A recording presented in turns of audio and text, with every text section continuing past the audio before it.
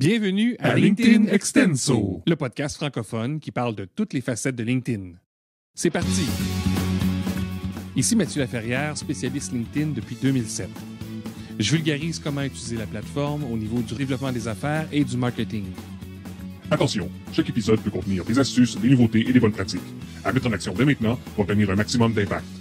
Épisode 4, on parle de réseau et c'est maintenant au tour d'Amokran Mariche de venir me visiter sur le podcast. Et oui, c'est un autre concurrent, mais c'est aussi un ami et un collaborateur depuis 2019. Amokran est spécialiste LinkedIn et image de marque. Il travaille aussi en employabilité. Mais avant de te faire entendre ça, voici le résumé de l'épisode précédent. Dans l'épisode 3, David Gaudreault est venu nous parler de positionnement et du profil LinkedIn. Il a fait la distinction entre les éléments fondamentaux et les éléments de soutien, les 4 éléments de l'énoncé de positionnement, et il nous a proposé quelques astuces pour se démarquer. Le profil, c'est un propulseur, puis tu l'auras peut-être deviné, le réseau aussi. Avec un objectif qui est plus clair et des personas bien caractérisés, ce qu'on a vu dans les premiers épisodes, tu as pu probablement revoir ton profil. Eh bien, il faut faire la même chose avec le réseau. Le réseau, pour moi, c'est un amplificateur. Il influence à la fois notre référencement, nos résultats de recherche, notre fil de nouvelles et la visibilité de nos posts. C'est vraiment au cœur de LinkedIn. Écoutons ce qu'Amokran en pense, lui. Salut Amokran, merci d'être avec nous aujourd'hui. Ça me fait vraiment plaisir que tu aies accepté l'invitation, mais tu m'as surtout surpris parce que ce n'est pas nécessairement le sujet auquel je m'attendais qu'on allait discuter ensemble. J'y reviens dans 2 secondes. Avant ça, pour les gens qui ne te connaissent peut-être pas ou qui veulent en savoir plus, qui sont des fans finis, qui es-tu et que fais-tu en lien avec LinkedIn? Merci beaucoup, Mathieu. Je m'appelle Amokran Mariche, je suis spécialiste de LinkedIn et d'image de marque. Ce que je fais, c'est que j'ai comme passion d'aider les professionnels et les entrepreneurs à maîtriser LinkedIn, à comprendre comment ça fonctionne, à développer leur réseau, à développer leurs pratiques pour attirer les meilleures opportunités. Ça vient de ma propre expérience que j'ai, entre autres, développée, améliorée, entre autres grâce à tes enseignements. Donc, merci Mathieu. Et aujourd'hui, donc, je trouve un plaisir fou justement à transmettre et puis à aider d'autres personnes. Parfait. Donc, spécialisé au niveau de LinkedIn, image de marque, entre autres au niveau de l'employabilité. Puis là, la surprise, c'est où tu m'as surpris, c'est quoi? Ben, tu voulais qu'on échange plutôt sur l'aspect réseau. Puis moi, dans ma tête, j'avais pas mal... en tout cas, je m'étais dit peut-être que je préfère le profil avec David et toi, etc. Mais tu voulais parler de réseau, alors y a-t-il une raison précise derrière ça? Je voulais laisser ça, David. Non, à part ça part. Non, je pense que le profil est très, très important. D'ailleurs, beaucoup de gens viennent vers moi, vers nous, donc en tant que spécialiste LinkedIn, pour dire, peux-tu m'aider avec le profil, n'est-ce pas?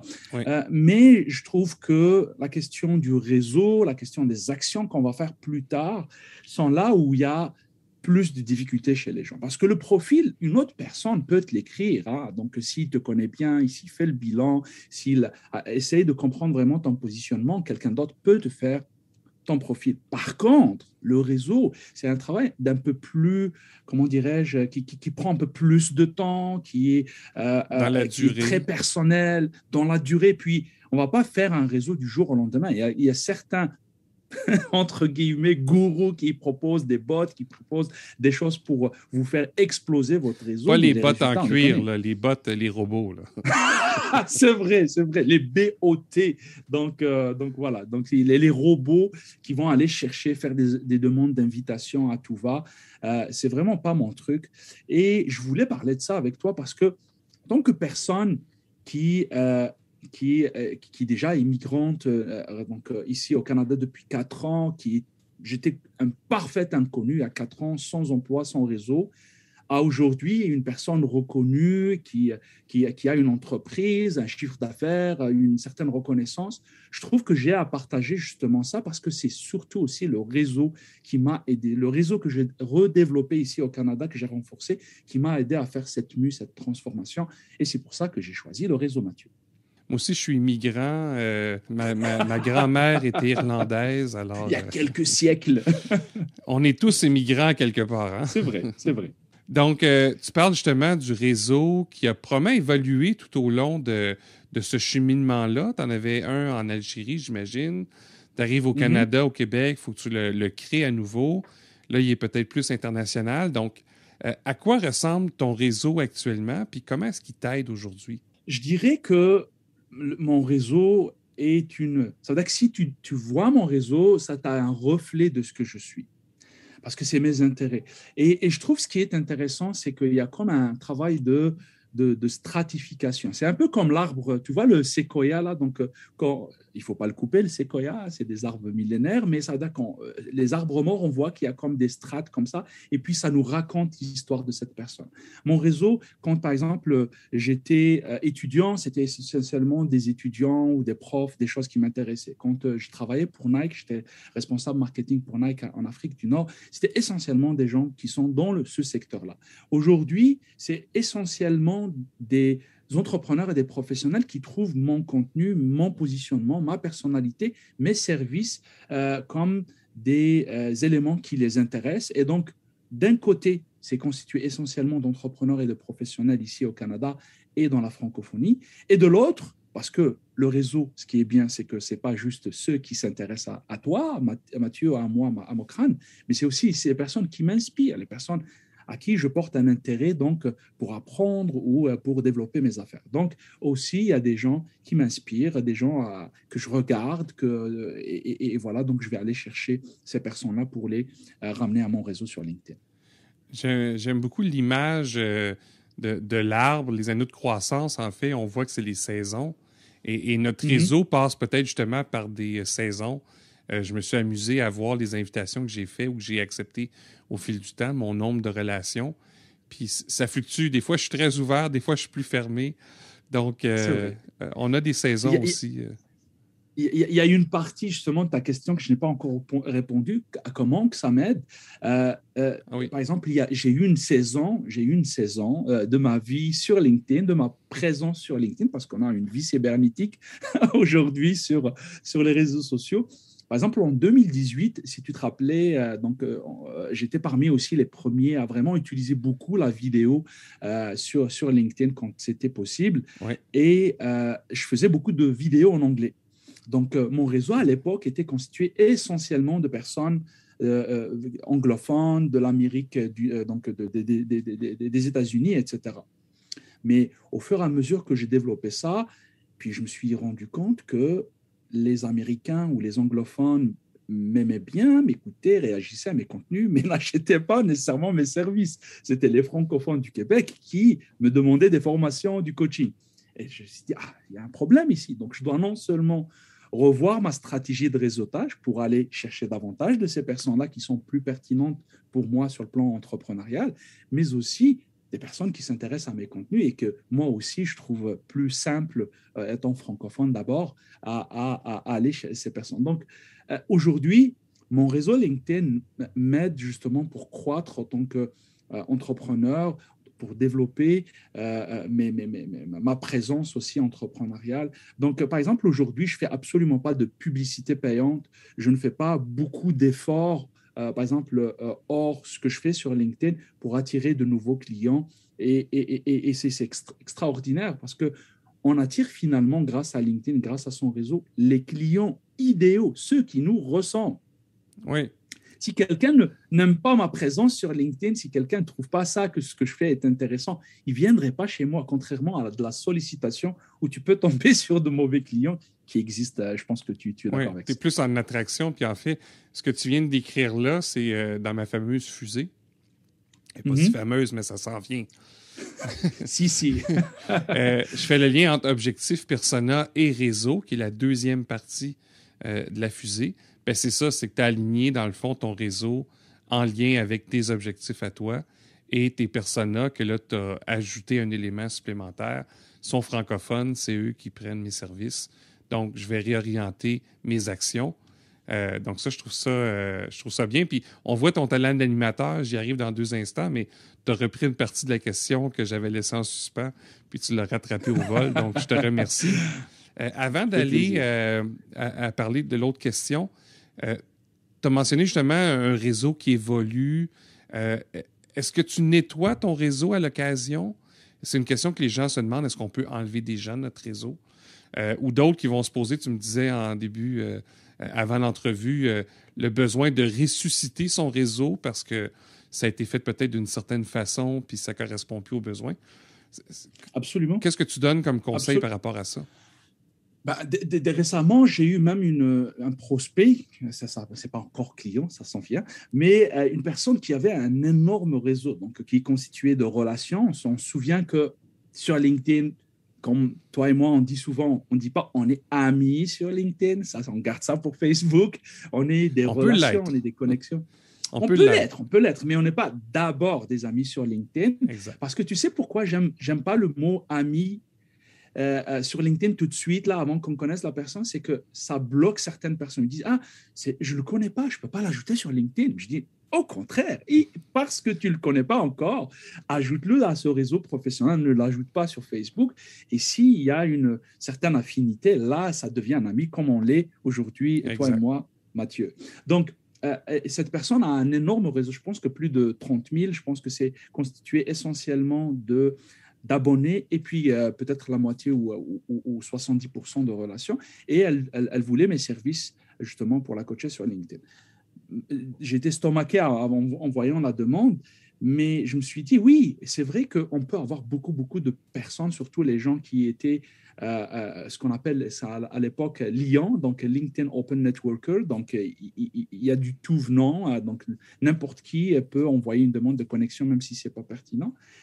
Mais c'est un réseau mort. Donc, y a-t-il une possibilité de ressusciter ce réseau-là? Je pense que oui, en partie, du moins. C'est à travers, par exemple, la messagerie. On peut envoyer de temps en temps des messages pour voir qu'est-ce que ces personnes, est-ce qu'ils réagissent ou pas.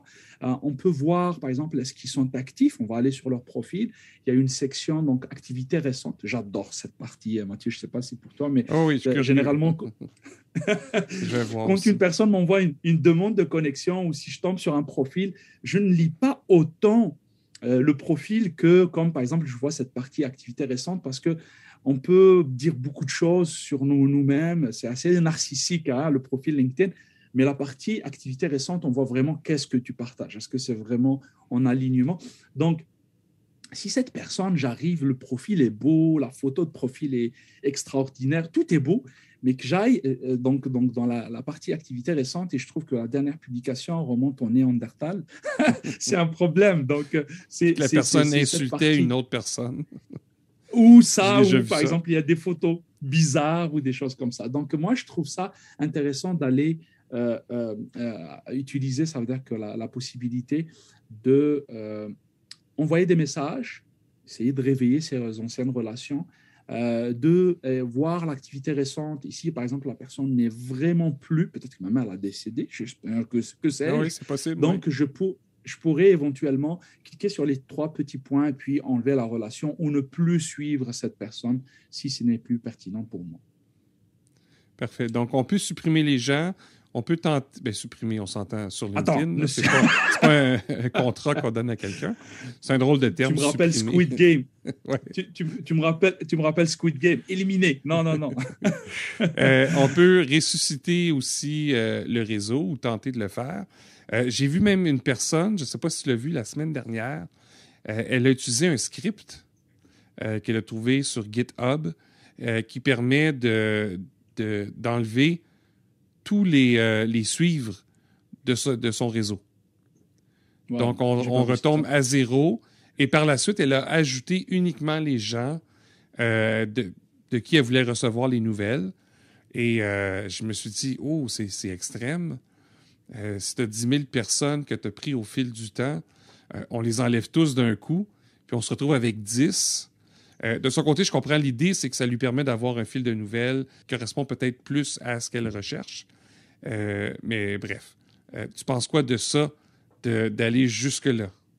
m'a déjà demandé cette possibilité, est-ce qu'il y a possibilité de revoir, parce qu'il y a beaucoup de Un mobilité. unfollow direct.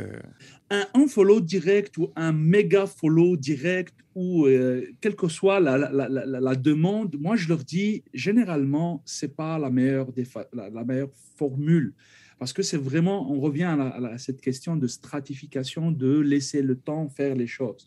Donc par exemple, moi pendant très longtemps j'interagissais avec le domaine du sport, les gens avec qui je travaillais chez Nike et tout.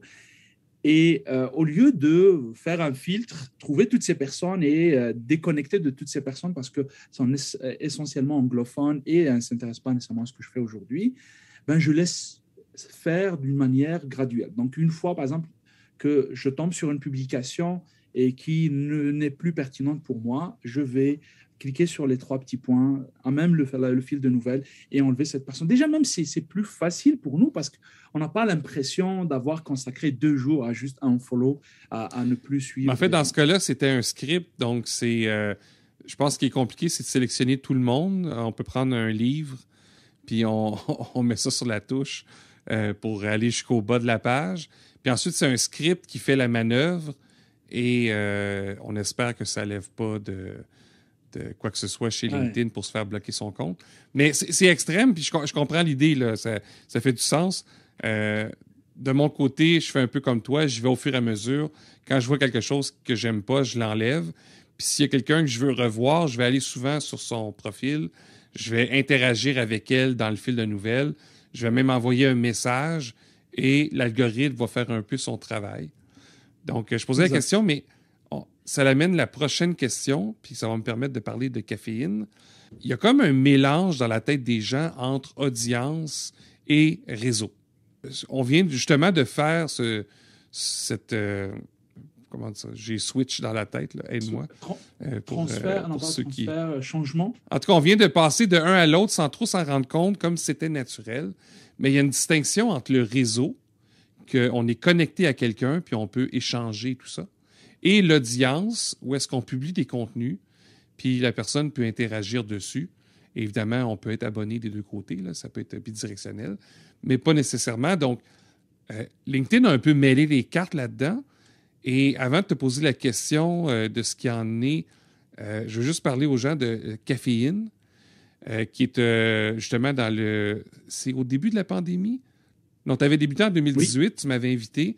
Puis ensuite, pendant la pandémie, vu que tu avais la fonctionnalité live, tu as pu justement faire plusieurs entrevues. Tu en as fait une centaine. J'imagine que ça a eu un impact autant au niveau de ton audience que du réseau. Puis désolé là, pour les gens, je sais que mes questions sont très longues. Je vais améliorer ça avec le temps. Mais bref, c'est ça. Donc, caféine, des lives en direct sur LinkedIn, et là, impact sur et le réseau et l'audience. C'est quoi l'impact que tu as eu de tout ça sur ces deux volets-là? Merci pour la question hyper longue. Mais en fait, l'idée, c'est que déjà en termes d'impact, Caféine et Caféine Live, ce podcast, ce direct sur LinkedIn où j'ai reçu plusieurs personnes, des professionnels, des entrepreneurs que j'admire entre autres, ça a beaucoup impacté justement mon audience. Mais par ricochet, mon réseau aussi, parce que j'aime regarder ça comme un entonnoir aussi, comme un funnel, où l'audience est plutôt les connaissances et puis toutes les personnes qui vont s'abonner à mon réseau. D'ailleurs, à l'époque, avant que je switch, pour utiliser l'anglicisme, au mode créateur, où c'est le bouton abonner, donc les gens peuvent s'abonner à moi, donc comme by default, donc d'abord. Oui. J'avais fait ça avant. Donc, quand quelqu'un arrive sur mon profil, au lieu qu'il ait cette facilité directe de m'envoyer se connecter, il pouvait suivre mes contenus sans qu'on soit nécessairement en relation et qu'on s'envoie par exemple des messages. Donc ça a augmenté mon audience. Il y a plein de personnes qui me suivent aujourd'hui sans que je sache plus ou moins qu'ils me suivent. Oui. Donc ça, c'est vraiment comme le haut de l'entonnoir. Et puis, j'aime prendre le temps de filtrer ça pour que si une personne veut vraiment connecter avec moi, échanger des messages, échanger des services, qu'il soit peut-être même in fine un ami ou une relation professionnelle donc dans la vraie vie, Donc, c'est vraiment le bas de l'entonnoir. Et je lis ça beaucoup à la pertinence, mais aussi à la question de la confiance. Parce que pour moi, il y a ce qu'on appelle connaissance, on connaît quelque chose, il y a aussi reconnaissance. Et la reconnaissance, pour moi, ça vient de cette confiance que la personne a pris le temps de connaître ce que je suis, qu'est-ce que je peux offrir en tant qu'entrepreneur, c'est quoi ma personnalité, qu'il a estimé qu'il y a un fit entre nous, et j'ai fait aussi le même processus, le même procédé, et qu'on a décidé de se connecter, de se changer, de se recommander mutuellement. Et pour moi, ça, c'est le plus important, parce que sans confiance, il n'y a pas de relation durable, il n'y a pas d'affaires, il n'y a pas de business. Et pour moi, c'est surtout cette différence. Et LinkedIn, comme tu dis, le fait qu'on a un maximum de 30 000 relations possibles dans notre réseau, je suis heureux qu'il y a la possibilité d'avoir des abonnés au-delà de ces 30 000. Parce que si on avait juste 30 000 et puis que ça bloque, je serais vraiment contraint à enlever certaines connexions, par exemple des personnes avec qui je n'échange plus depuis quelques temps ou qui sont tout simplement plus pertinentes. Mais là, ce que je privilégie, OK, vous aimez mes contenus, vous aimez ce que je fais, vous pouvez me suivre, mais si vous voulez vraiment échanger, parce que c'est une question de conversation, non, moi aussi je suis d'accord, j'aime les gens, j'aime le café et les gens, donc pourquoi pas, mais là, je vais filtrer ça pour que je n'atteigne pas ces 30 000 le plus tôt possible. Là, donc, j'aimerais croître doucement. Donc, un peut mener à l'autre, un peu comme dans ton image d'entonnoir. Au départ, un certain intérêt, une autorité qui grandit, une crédibilité. Et ça, tranquillement, ça va vers une confiance qui permet d'amorcer autre chose ensuite. Merci d'avoir synthétisé ça, monsieur l'ingénieur. C'est plus simple pour moi synthétiser que poser des questions. Ça, c'est bon. Justement, d'être allé interviewer une centaine de personnes, j'imagine que ce n'étaient pas tous des gens que tu connaissais. Non. Non. Donc, tu as utilisé LinkedIn, tu as regardé s'il était actif ou pas. Comment tu as fonctionné pour déterminer quelle personne interviewer? J'ai utilisé mon réseau. Tout vient de l'intention. Moi, ce que je voulais, j'avais commencé déjà. Caféine, au tout début, c'était moi, donc le nouvel arrivant au Québec, au lieu d'avoir juste des relations sur LinkedIn avec des personnes que je ne connais pas du tout, ben, je disais, écoutez, on est connecté sur LinkedIn, prenons un café-in. Donc, le mot est venu vraiment de ça. Dès le début, prenons un café-in. Donc, au lieu que ce soit LinkedIn, on va prendre un peu de caféine dans un café et se voir dans la vraie vie. Et quand je rencontrais ces personnes, je dis, au lieu que ce soit juste une rencontre, bon, on a fait la connaissance, je prends ma caméra et je filmais pendant 2 minutes pour résumer un peu notre rencontre et puis qu'est-ce que j'ai appris, qu'est-ce que la personne a appris. Donc, je faisais ça pas en direct, mais enregistré. Puis, au fur et à mesure, c'est devenu un direct et j'allais toujours à explorer de nouvelles personnes. Donc, la première chose, c'était les gens avec qui j'interagissais, que je trouvais qui faisaient du contenu intéressant. Donc, je leur faisais une demande sur LinkedIn, à mon réseau.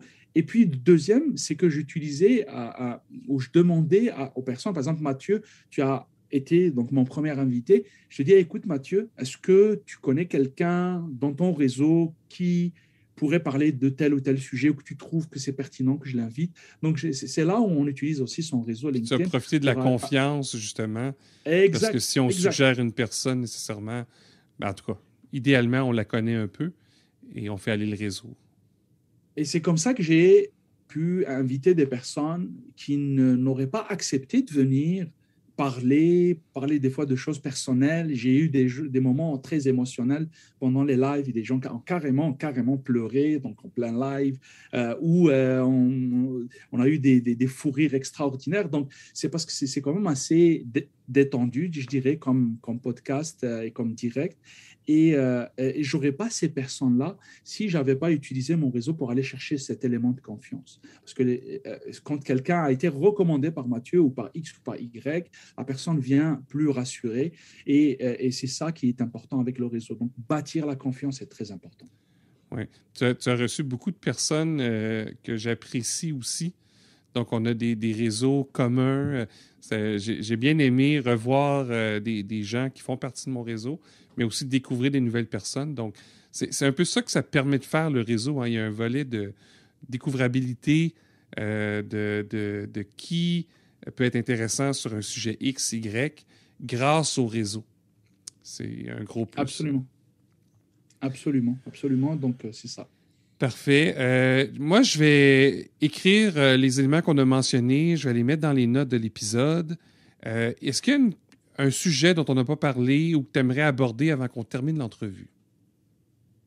Oui, j'aimerais parler en fait, de tribus. Le réseau, ça peut être vu d'une manière presque arithmétique, mathématique. Là, ça veut dire qu'un nombre qui croît ou qui diminue. Mais je pense que le réseautage, comme dans la vraie vie, c'est aussi une question de lien fort. Et donc, des fois, ça te prend une tribu carrément. Bon, je suis africain et on a ça dans la culture, comme dans plein de pays aussi dans le monde, mais je garde peut-être ça assez fort. Et aujourd'hui, j'ai carrément constitué une tribu de personnes avec qui j'échange. Il y a une intention plus forte que d'autres. Je pense à toi, je pense à des personnes comme Dave Cameron, comme Zara Essani ou d'autres personnes qu'on a en commun là. Donc, la tribu est importante parce que ça fait comme un effet de levier.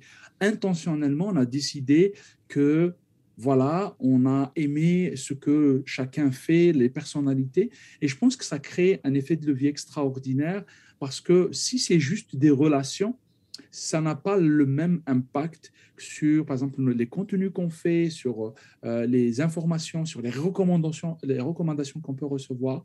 Et je pense que c'est important de parler de comment constituer une communauté et renforcer sa tribu. Tu parles de capital réactionnel, si tu veux en parler un peu aussi, parce que ça augmente la capacité justement à recevoir de l'engagement sur ces contenus et du coup de la visibilité pour sa présence sur LinkedIn.